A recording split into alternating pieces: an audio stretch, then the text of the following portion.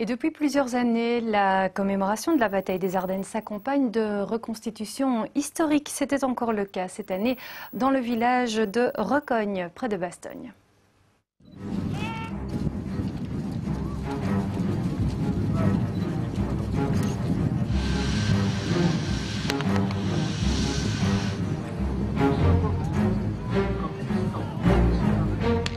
Nous sommes le 9 janvier 1945. Les Allemands ont décidé de prendre le village de Recogne.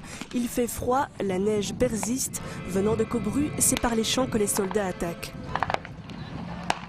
L'armée américaine monte à son tour au combat et riposte, et les blessés tombent. On a représenté ici le 501 Pire, qui s'est battu ici le 9 janvier. Et c'est ce qu'on a représenté à la mémoire de ces hommes-là. La reconstitution, c'est tout ce qu'il reste aujourd'hui pour perpétuer le souvenir de la bataille des Ardennes, et les collectionneurs s'y attellent. On essaie d'être au plus proche de la réalité, mais que Dieu m'en préserve, on ne fera jamais la réalité, parce que c'est inimaginable ce que ces gens-là ont pu vivre. Pour réaliser ce tableau grandeur nature, 250 figurants se sont déplacés de toute l'Europe. Les deux comités de village se sont également investis dans cet événement. Ils ont prêté leur jardin et leur grange pour rendre la scène la plus crédible possible. Au niveau des habitants du village, on leur a demandé d'enlever tous leurs véhicules, surtout du côté où ça se passait, parce que ce n'est pas d'époque évidemment, et tous les anachronismes, donc les bancs qui étaient à l'avant, à l'arrière, tout ce qui n'était pas d'époque. Et d'ailleurs, si vous avez vu les panneaux, ils les ont remplacés, les panneaux en vrais panneaux, ils les ont remplacés par des anciens. Ce dimanche, les spectateurs ont bravé le froid et la neige pour assister au spectacle. La proximité des tableaux dans le village a plu au public. C'était très impressionnant pour nous, oui. Mais nous venons tous les ans. On a vu des chars, des véhicules, des soldats. On a vu aussi des fusils. Magnifique, magnifique, bien reconstitué. Un grand souci du détail. Un grand souci du détail. Et le temps il est là en plus, la neige, c'est beau, c'est vraiment, on est épaté, vraiment, vraiment épaté.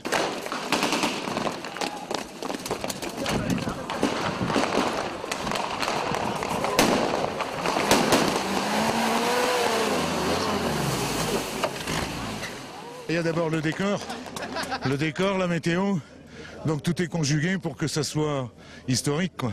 Les collectionneurs de la Seconde Guerre mondiale qui participent couramment à ce genre de figuration ne peuvent normalement pas posséder d'armes. Celles-ci sont donc louées pour l'occasion. Les explosifs factices, quant à eux, ont été prévus par la défense. Quel était votre rôle, vous, aujourd'hui? J'étais un responsable de chef de section. Donc j'avais 12 hommes avec moi pour faire la progression dans le champ. Alors, la progression s'est bien passée pour vos 12 hommes?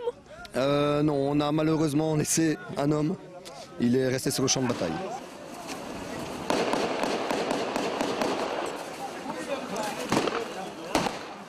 Représenter la réalité au détail près, rendre crédibles les combats, expliquer au public comment les avancées se déroulaient ainsi que les ripostes, c'est l'objectif de ce type de spectacle pyrotechnique, des spectacles de plus en plus courants dans la région bastonniarde.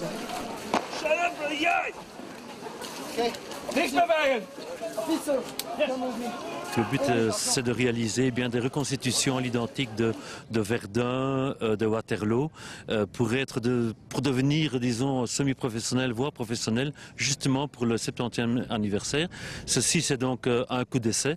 Nous allons tirer les leçons et voir comment nous allons nous projeter effectivement vers ce 70e anniversaire. Rendez-vous donc dans 4 ans à Bastogne ou dans les villages environnants. Avec un peu de chance, les parachutistes pourront sauter. Cette année, en effet, les sauts ont dû être annulés à cause du climat.